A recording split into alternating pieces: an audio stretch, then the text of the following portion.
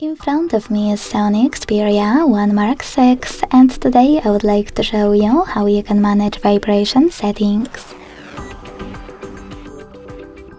Begin by launching settings and tapping on sound and vibration right away. Then scroll down. Select the vibration and haptics section and tap on this switcher to turn them on or off.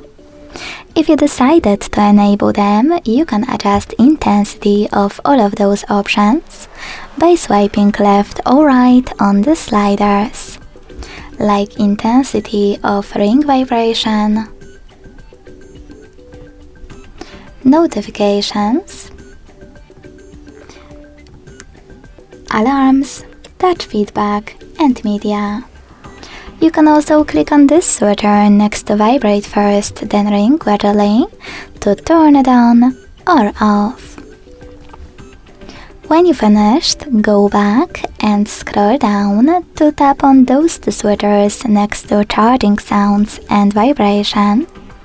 And always show icon when in vibrate mode to manage those two options as well. Thanks so much for watching. If you enjoyed this video, leave a like, comment and subscribe. Bye!